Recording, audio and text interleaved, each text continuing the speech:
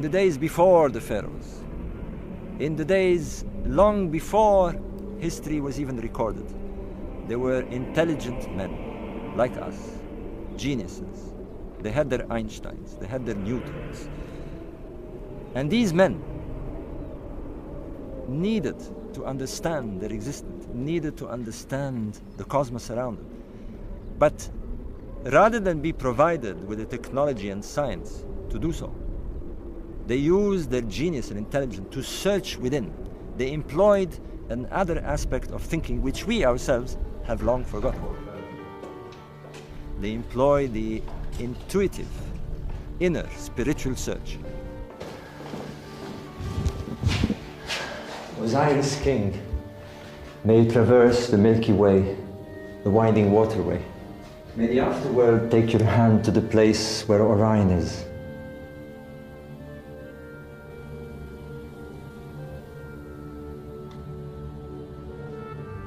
At the dawn of history, 2,500 years before Christ, an entire civilization gathered to build the greatest monuments on Earth.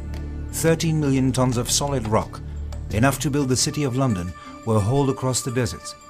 Why? What vision drove this?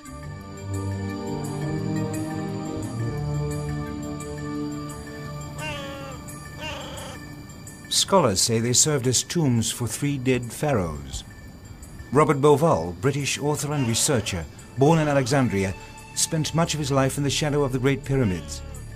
He believes there is a far greater vision behind these pyramids. Over the last 20 years, he quested for that greater meaning, echoed in ancient whispers of stars, of myths, and the beginning as Egypt saw it. In the beginning there was darkness and an ocean of chaos. From it emerged a mound, and on it rose the sun, Ra. Then the Bennu bird, the phoenix, flew up, and its first cry set the world in motion.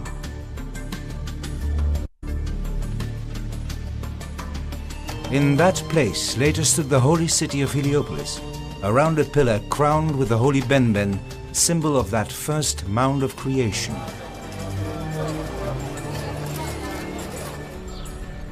This is all that remains of the city of Heliopolis, once the most holy of cities of the ancient world.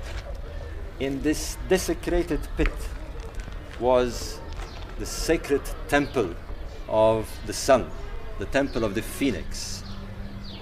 And here came the Greek scholars, Pythagoras, Plato, Solon, to fall at the feet of the great Egyptian initiates. Heliopolis was written with this hieroglyph, a pillar with a cross on top. The ancient Egyptians called this Inu, the city of the pillar. We know from ancient inscriptions that here stood an ancient sacred pillar, long before the construction of the Pyramid of Giza. We know that also on top of this pillar was probably placed a very sacred relic they called the Benben. Now, the Benben was shaped like a cone or a pyramid. This was the cross of ancient Egypt. This was the most holy of symbols. Such a symbol still lies in Cairo Museum, the polished capstone of a pyramid. The high priests of Heliopolis were second only to the pharaohs. They were renowned as builders, magicians, healers, and astronomers. One is known by name, Imhotep, who would later be venerated by the Greeks as Asclepios, the father of medicine. But he is also mentioned for his knowledge of the stars and as the ground layer of the Great Pyramids.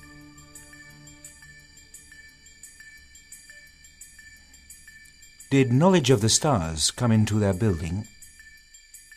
Scholars say that the ancient Egyptians did not have a high knowledge of astronomy. But here is evidence of their fascination and sophisticated knowledge of the sky. Look at the zodiac constellation: Leo, Taurus, Pisces, and here the constellation of Orion and the star Sirius. Many civilizations give a special place to the constellation of Orion.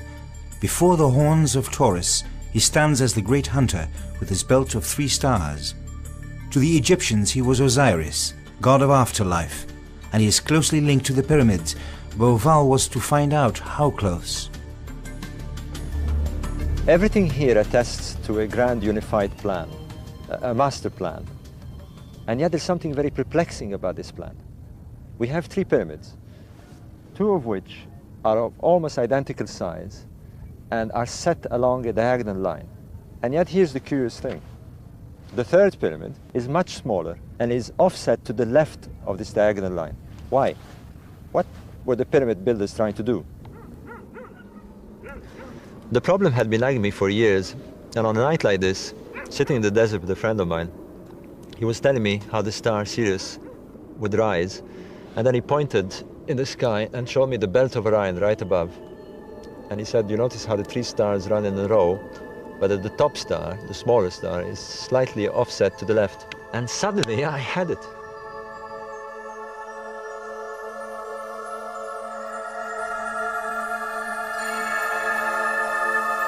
Beauval knew 2 other pyramids nearby also carried star names, and what he saw was stunning. Orion, the god Osiris, stood in heaven as on earth. But something didn't fit. The Egyptians saw the Nile as the Milky Way, and evidently the pyramids as Orion. But in the Pyramid Age, Milky Way and Orion stood differently in relation to each other, and he found the computer was looking at the wrong epoch. Now, in order to get a perfect match with the pyramids on the ground, the sky needs to be rotated slightly anti-clockwise. This means going back in time, 3000 BC, 4000 BC, 5000 BC. The position of the star changes through time through the phenomenon of precession. The Earth not only turns each day, as with a giant top, its axis also makes a slow wobble every 26,000 years.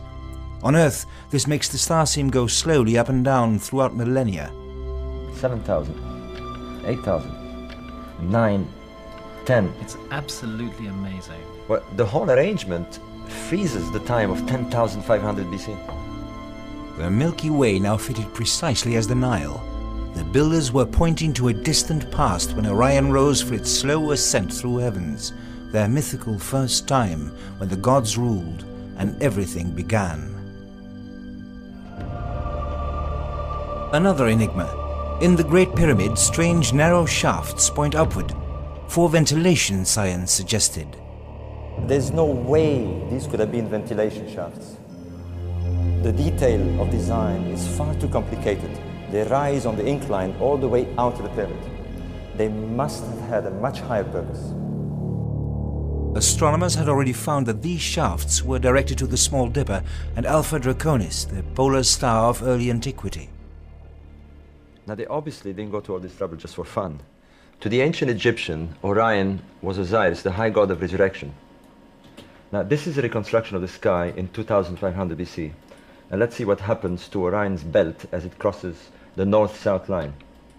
The shaft from the king's chamber pointed at Orion, the god Osiris. Now, to the left of Orion, and here is the star Sirius. To the ancient Egyptians, it was the star of Isis, the consort of Osiris. And I was amazed to discover this. Beauval discovered that the last shaft pointed at Sirius, star of the goddess Isis. The ancient Egyptians were making pathways to their Isis and Osiris, their gods of afterlife and resurrection, and gods from their beginning. The Egyptians emphatically believed in a golden age when the gods ruled the earth. 4 children came out of the womb of the sky goddess. 4 human-shaped children, 2 of which were Isis and Osiris. And they established a kingdom of the first time. They called it Zeb-Tepi. This was a golden age when the gods ruled the earth and brought knowledge and civilization. The balance between the cosmos and the earth was perfect, and happiness ruled the land.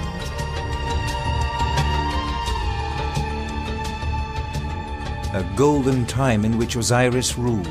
But Seth, his brother, grew jealous, betrayed and killed Osiris. the world fell prey to chaos as Set cut up the body of Osiris and hid each of its 14 pieces. Blood and darkness came over Egypt.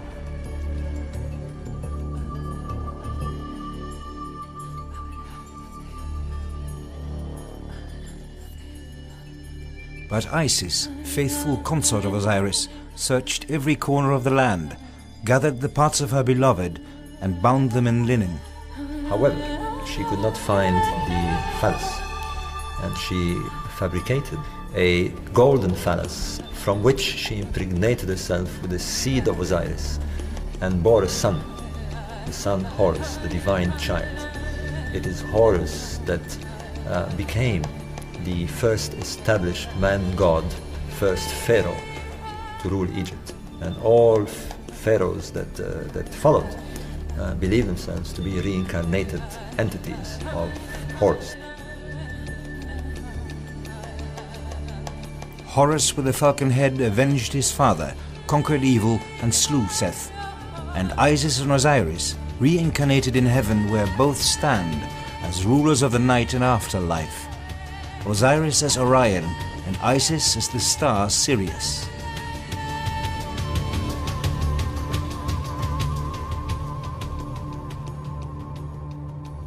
One cannot overemphasize the importance of the star Sirius.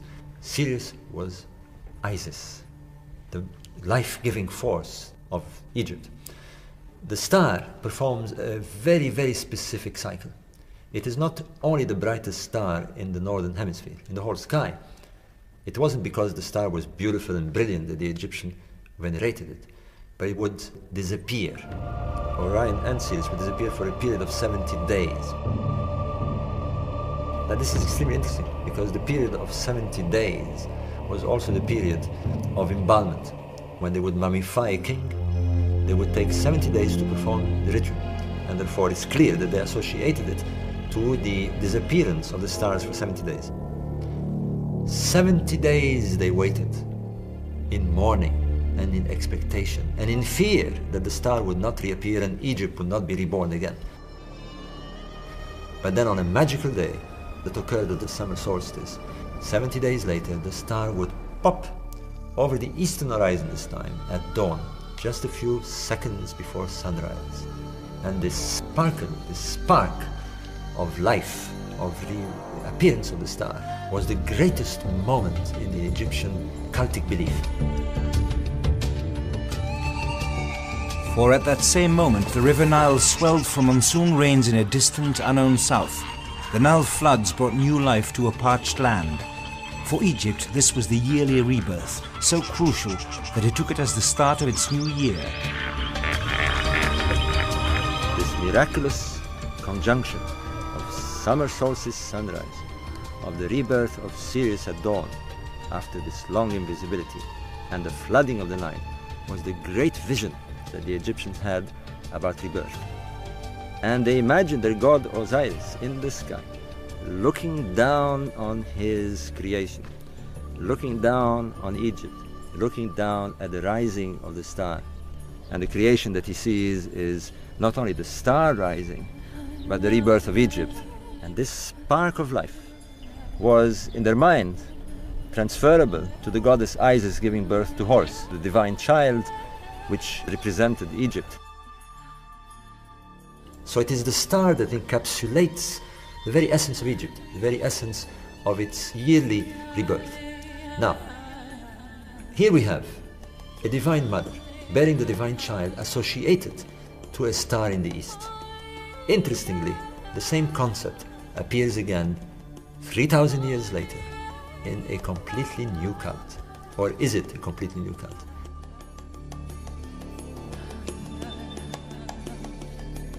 Bauval's insights shed new light on the magical death rites for the pharaoh, child of Horus, as the builders of the pyramids envisaged.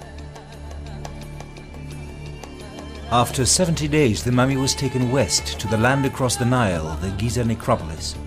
As one crosses the Milky Way to Orion's belt, where the pyramids stand as the gateway to Isis and Osiris, gods of life after death. I'm taking you inside the Pyramid of Unas. Here are the oldest religious writings in history. the pyramid texts. The meaning of these texts were nearly forgotten because Egyptologists saw in them mainly a sun religion.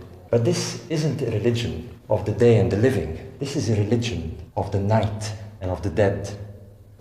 These texts repeatedly tell us that the king becomes a star in the kingdom of Osiris in the constellation of Orion. One of these texts says, "May you traverse the winding waterway, the Milky Way, and may you go to the place where Orion is."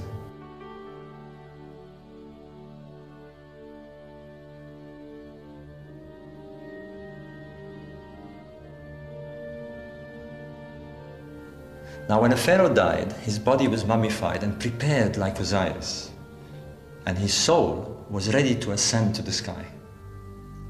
But before this would happen, the dead king had to ensure that the power of divine rule was passed on to his son, the living horse.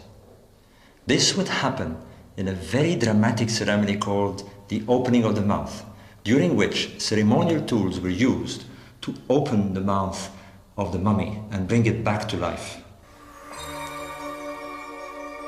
Then an artificial phallus was placed on the mummy, and the dead king was directed towards the star of Isis, the star Sirius. It was then that the sealing of the womb of the goddess took place.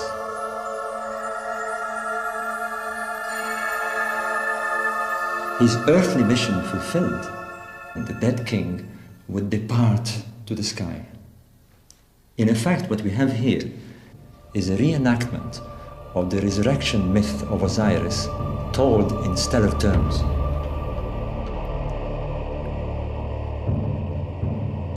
In ancient Egypt, this was Rostal, entrance to the underworld, kingdom of Osiris and gateway to afterlife, a place where mystery reigns, up until today. So far, scientists saw little more than tombs for 3 dead pharaohs, but the realization grows that this was much, much more. Deep in this shaft, Egypt's top archaeologist is excavating corridors and caves which bring the Osiris myth further alive.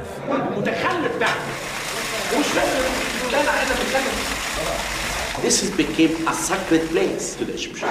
People wanted to be buried here, to be connected with this god Osiris. We are now 30 meters underneath the ground, between the Sphinx exactly and the second pyramid.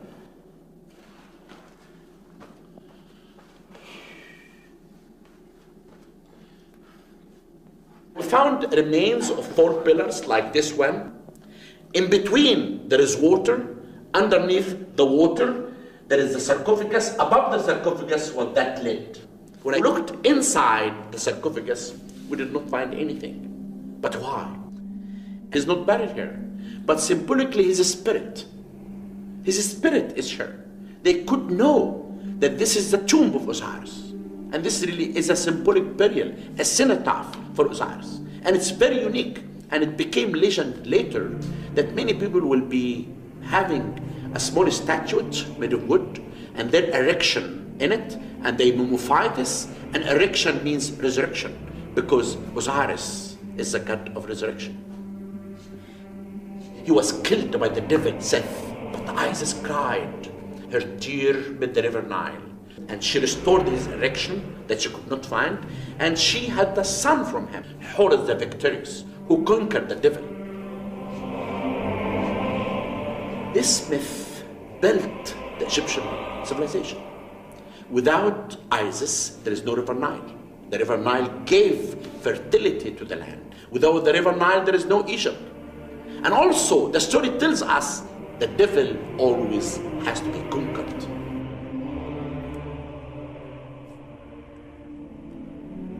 Much more than tombs for dead pharaohs, this was the grandiose expression of a civilization with a cosmic vision that probed death and reached for resurrection through magical rites and initiation.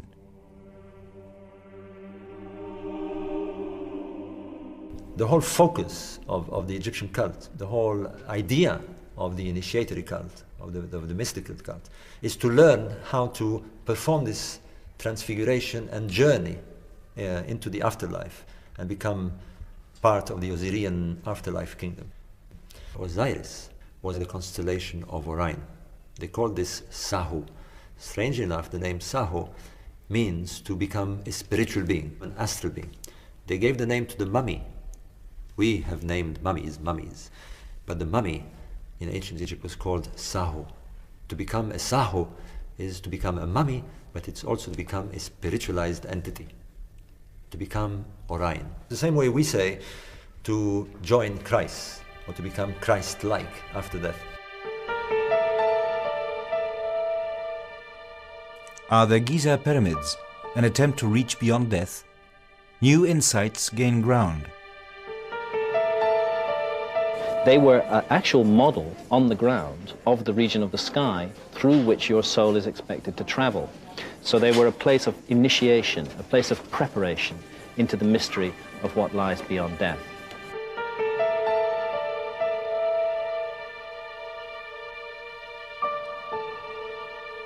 You know, the Egyptians really thought about mystery and initiation. At Giza Plateau, there is many tunnels. Underneath the pyramid, there is tunnels. Giza Plateau was known as Neb Rastau. Rastau means cemetery, but literally it means the underground tunnels. The Giza Plateau was known in the New Kingdom by the name the place of Osiris. Giza is the place of the god Osiris, who's lord of the underground tunnels. And this is why, in my opinion, they came here and they cut that shaft. And that shaft, is it going to the Great Pyramid or not? There may yet be work galore ahead for archaeologists. What lies under the Sphinx, where seismographs detected several cavities, do they harbor further secrets of the earliest origins of civilization? Were people initiated here into the mysteries of what awaits us all? I believe that they were primarily intended to be experienced by the living and to have a transformatory effect upon the living, from which they would emerge stronger and more equipped for this terrible and terrifying journey that must be made after death. That, to me, makes sense of the whole enterprise.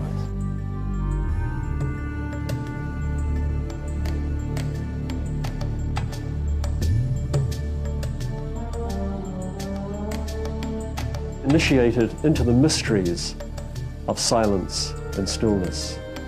The one thing you were never allowed to do was to talk about it. And oddly enough, no one ever did.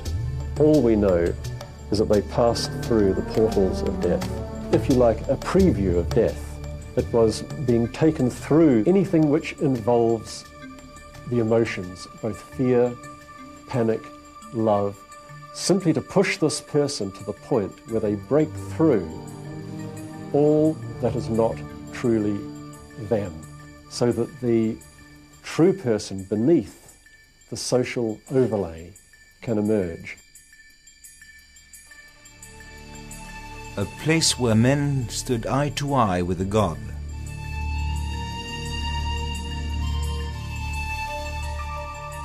Thousands of years before Christianity, ancient Egypt knew of a last judgment.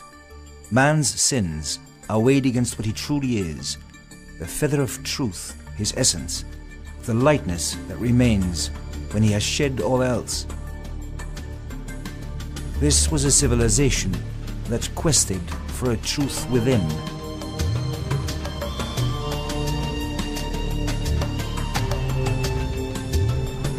You know, today our worldview by our scientists tell us that the truth is out there and we have to search outside.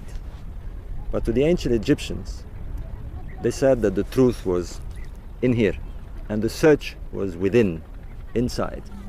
They believe that inside the individual is the spark of divinity. And in order to teach themselves inwardly, to expand that spark, to bring it to its full maturity, they had to speak to it internally in a language that they call the language of divinity, the language of the gods. Now, how do they perceive this language? Well, the cosmos, if they are part of it, then they must communicate with it.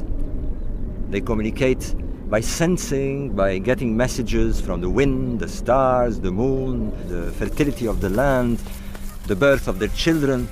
This is the language of nature, this is the language of the cosmos.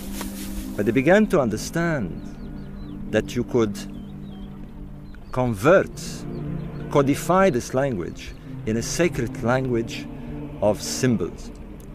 You could symbolize cosmic principles. This is the beginning of sacred writing. This is why writing was invented. Indeed, they tell us that the invention of the sacred writing was from the gods. Thought, God with the ibis head, God of knowledge, divine messenger, who taught the magic symbols of writing. It was Thought who initiated Isis into the magic of reincarnation. The Frenchman Champollion deciphered the hieroglyphs with this Rosetta Stone, but did he do justice to the magic of thought, or are we, with our phonetic alphabet of 26 letters, just scratching the surface? The Egyptians had a better system. The Egyptians, for one thing, had 780 letters in their writings, and they studied every single one of them. And each sign, each symbol was charged. So when they conveyed an idea, they chose the right symbol, the right sign. One very good example that we all know is the cross. The Christian cross is a symbol. If you are not aware of what it represents, then all you see is a cross. But of course, to a Catholic priest initiated into the cult of Christianity, a cross signifies everything about Christianity. So rather than think of this as some sort of superstitious mumbo-jumbo, the hieroglyphics are the window behind which lies a whole powerful initiatory cult. In the same sense, Egyptians would make little of this symbol into which every Catholic is initiated. Blood of Christ. The mystery of Eucharisty. Beauval believes that ancient Egypt spoke in symbols, and that their magic may still speak to us today, even if we fail to understand it. In the centuries after the Pyramid Age, 2500 BC, religious concepts blurred as different gods dominated different epochs. But the Osiris myth withstood the time, even as the name Osiris eventually changed into Serapis. Temples of Serapis and Isis could be found as far as England, Germany, temples in France. As from the 1st century AD, the cult spread throughout the Roman Empire to vie for supremacy, with Christianity on the rise. And it even influenced Christianity itself. Within the Christian movement developed a faction that had absorbed the idea that in order to attain divine state, one had to acquire knowledge through the internal search. This very much came from the ancient Egyptian initiated religion. Alexandria, Egypt, a place of initiation for adherents of an old faith and a new one. Here, early Christians came to find gnosis, knowledge from the heart through initiation. For that they needed no church, no hierarchy, only to face themselves and meet God. This, in a sense, represents the underworld, the tenebrous regions where initiates and make contact with the divinities. It is light getting into darkness and finding a way into the afterlife kingdom. The portals of immortality, the portals that led to an afterlife, was through death. And therefore the initiates would come down here in absolute black darkness, perhaps with no torches whatsoever, and would come here and imbue the mood of the place and find themselves in a peculiar position of interface. They were that close, they believed, where one can transit from life, death, and rebirth. The people who came here were early Christians, and yet They were the link between the ancient Egyptian mystery cults and the Gnostic religion. The Gnostic religion is, in a sense, the ancient Egyptian mystery cult Christianized. So here we have the resurrection events performed through the mummification rituals. We see Anubis over the mummy. Thoth, now called Hermes by the Greeks. Here we are in the 2nd century of Christianity, and yet we see early Christians perform the rituals of the ancient Egyptians, presenting the feather of truth, the symbol of truth, to the divinity. And this was a time when Christianity had not yet formulated its iconography or its symbols or even its myth. Christianity shape its myth? Of the 4 Gospels, there's one which has shaped our idea of nativity.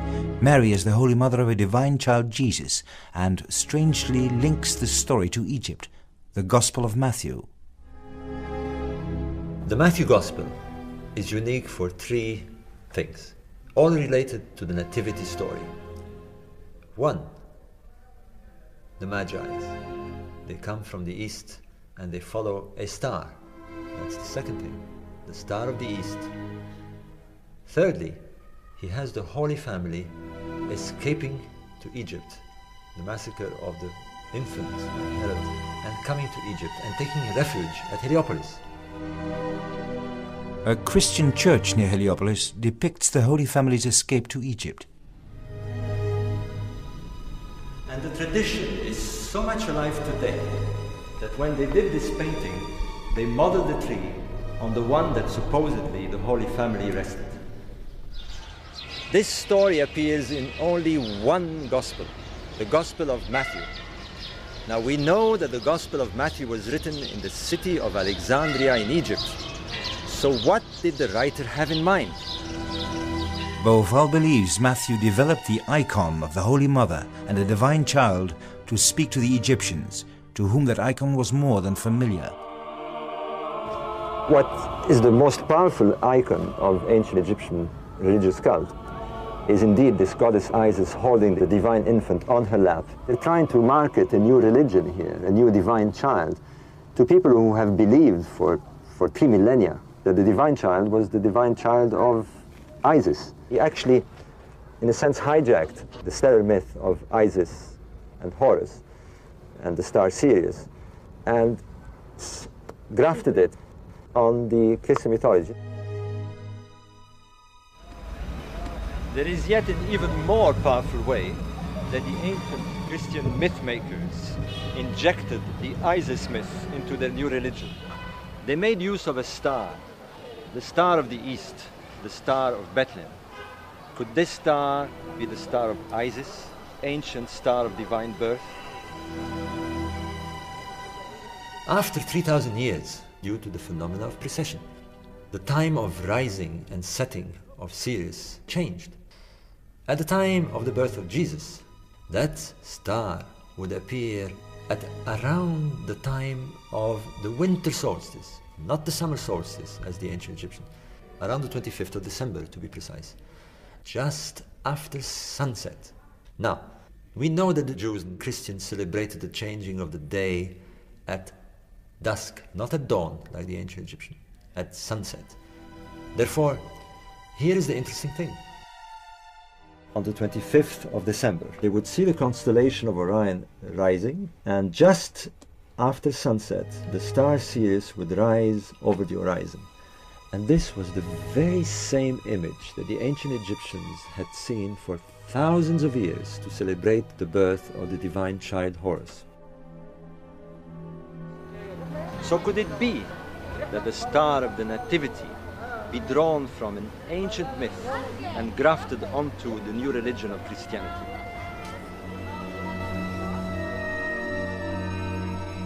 And were even the 3 Magi setting out for the birth star shaped to suit with ancient myth in Egypt? The constellation of Orion, with the 3 bright stars forming the belt, would rise as if heralding, as if announcing the birth of Sirius. Now, it is only Matthew who mentions the Magi in his gospel. Could this explain why the 3 stars in Orion's belt were identified to the 3 Magi's? It's evident if you study the myth and the history together that those who wrote it saw Isis in the mother of Jesus.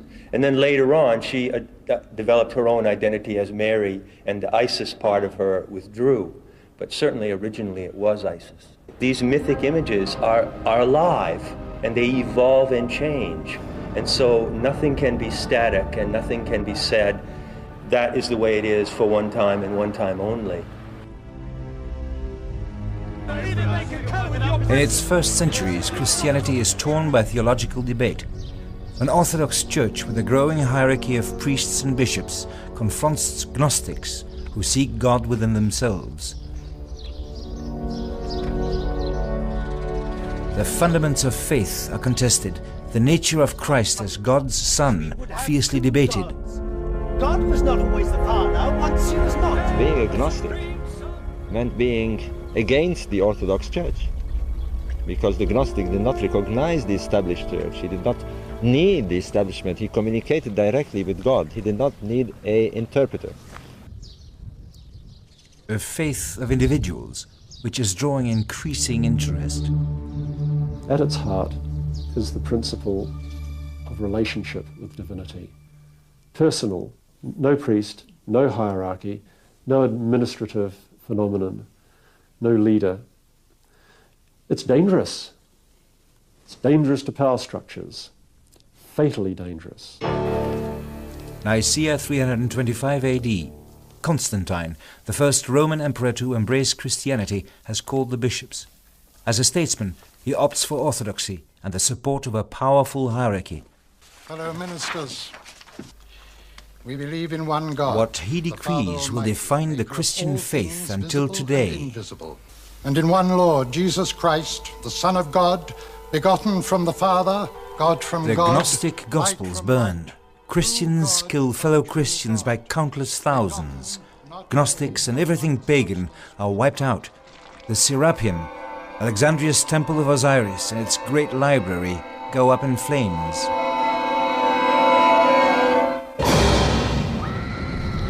And what replaced the system of knowledge and gnosis was blind faith, which eventually led to the monks and ascetic and dryness of an establishment that imposed their doctrines and dogmas on the population.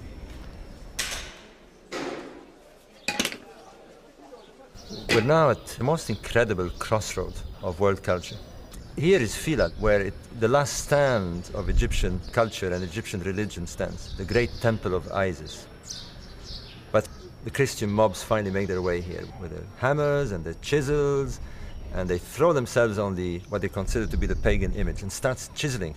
And the priests beg them, stop, stop, this is the most sacred temple of Egypt. This is the temple of the mother goddess. Thousands of years. Your mother goddess. You have a mother goddess. You have your own. And they beg the monks to take over this temple and use it as a Christian sanctuary. And here we have it all. In a desperate bid to save the cult of Isis, the Egyptian priests stepped aside and let the new religion absorb its iconography and symbols. At the close of antiquity, last survivors entrust the Gnostic Gospels and the ancient philosophies to paper and hide it for their persecutors.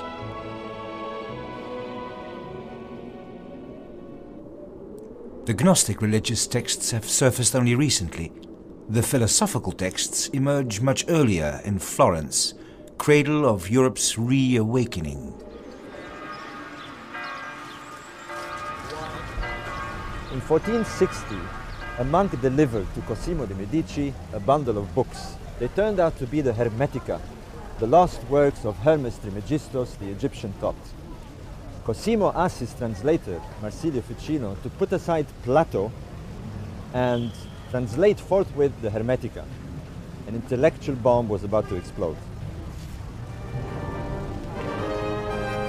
Suddenly the whole concept of Egyptian wisdom burst into the European consciousness and became supremely important.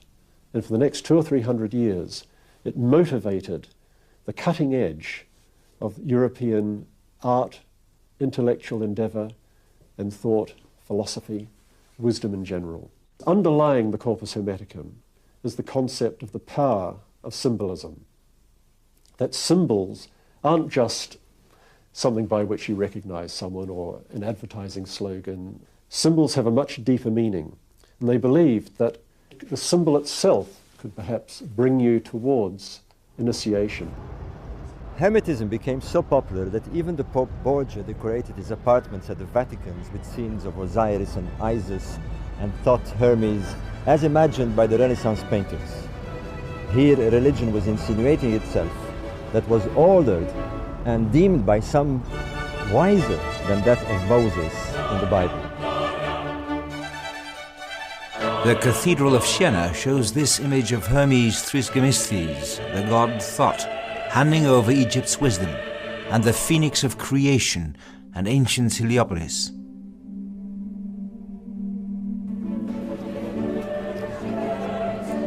The popes sprinkle Rome with symbols of antiquity and obelisks from Egypt.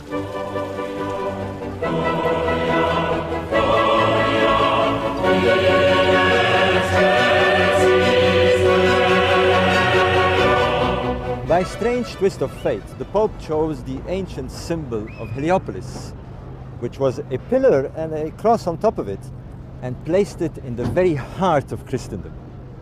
And how ironic that all who come here also admire this symbol of pagan Egypt. Scholars like the Jesuit Athanasius Kircher study the Egyptian enigmas, but the Church senses danger. Hermeticism inspires new individual ways, away from the interests of the Church. Ideas are banned, books burnt. In 1600, Hermeticism is silenced as its main proponent, Gordiano Bruno, is dragged before ecclesiastical courts and, despite cruel torture, refuses to renounce his ideas. The Church had only one way to stop this, and so the unthinkable happened. On a dull September morning, Giordano Bruno was dragged to this place, his mouth gagged, and he was burnt alive. Up to the very last moment, he tried to avert his eyes from the cross that was being brandished to his face by the Inquisition priests. And with this, Hermetism took a nosedive and went deep underground. Hermeticism finds refuge in esoteric societies such as Rosicrucians or Freemasonry. The Grand Lodge of London, heart and headquarters of Freemasonry, resonates with ancient symbols. Initiation in secrets, rites and symbols. Ask any Freemason about links with ancient Egypt, and they'll probably laugh it off. Authors Bob Lomas and Chris Knight would have done just that until curiosity got the better of them. 10 years ago, we would have poo-pooed anybody that said what we're saying now. But it's not a straight, linear event, but there is a line straight back to Egypt that merged and branched off and rebranched back. The pyramid with the all-seeing eye, the blazing star, did Egypt's most sacred symbols find their way in Masonic mysteries? In their books, Lomas and Knight investigate the influence of Freemasonry on symbols and institutions of America. The founders of the United States of America, the majority of them, George Washington, Franklin and others, were Freemasons. At the construction of the White House, they attended there in all their Masonic regalia. And the Constitution of the United States is an extension of the principles of Freemasonry, of democracy and investment in science and the furtherance of science. It's a Masonic experiment, which in turn is an ancient Egyptian experiment, the principle of doing good for goodness' sake, and outside of a religion. And that's what Freemasonry is today. In front of the George Washington Masonic Temple stands another familiar symbol. Here, Washington and other founding fathers are honored carrying a Mason's apron. The dollar, symbol of America's might, shows the unknown side of the American seal, the pyramid with the all-seeing eye and the promise of a new order. It's interesting, for example, that when the president is sworn in, he makes a Masonic symbol, which I can't demonstrate to you because it would contravene my vows as a Freemason. He doesn't explain what it is, but he makes a symbol, and that symbol is the Masonic symbol of fidelity. So this man also didn't do it just to keep his fingers warm. Napoleon stepped on the world scene as conqueror of Egypt. When Napoleon came to the gates of Cairo, he did not come as a Christian. He and his army were much imbued with a revolutionary cult that was modeled on Masonic ideals. Virtually all his generals were Freemasons, and Napoleon himself was initiated during a night he passed alone inside the Great Pyramid. Napoleon, when he returned from Egypt, was obsessed with the idea that he was under the protection of a star. So much so that this monument, known as the Place de l'Étoile, the place of the star, was put along the central axis of Paris, the Champs-Élysées, and more. This great artery of Paris lies 26 degrees off east to align it with the Star of Isis, Beauval believes. This is what the Parisians would see when they looked east, the constellation of Orion rising, and here is the star Sirius just breaking over the horizon, 26.5 degrees to the right of east, in perfect alignment with the axis of the Champs-Élysées. Some historians say that the name of Paris may be linked to the goddess Isis, because here, where stands the church of Saint-Germain-des-Prés, once stood the temple of Isis. And the Romans used to call this place Par Isis, which means near the temple of Isis. Parisis, Paris. Napoleon was impressed enough to order the star and Isis herself placed on the prow of this ship in the emblem of Paris. The city harbors many references to Isis and Egypt, as on this ceiling of the Louvre Palace. It shows the genius of Paris to whom the future is unveiled, a future that shows Isis, an obelisk and a pyramid at her feet, and an angel heralding the vision. And here it is, the very same statue towering over the Place de la Bastille, where to celebrate the first year of the revolution, huge crowds gathered here under a statue of Isis.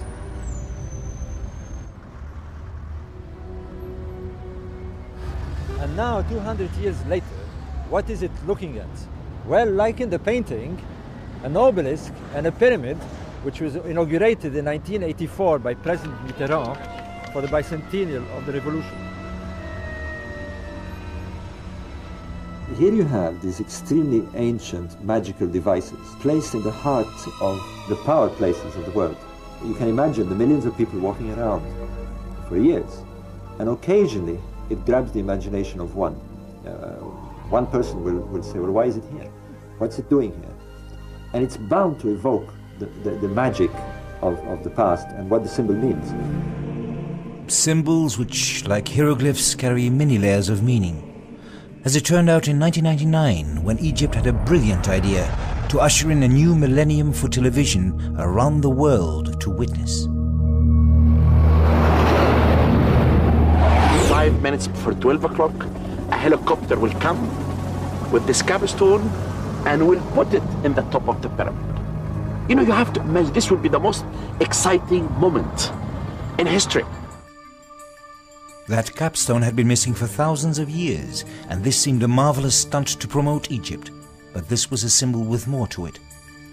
There's been suggestion that, apart from it being a Masonic symbol, that it is going to represent the time when the Masonic ideals are brought to fruition and inaugurate a new world order. It's precisely what it says on the American dollar, that there's a new world order on its way.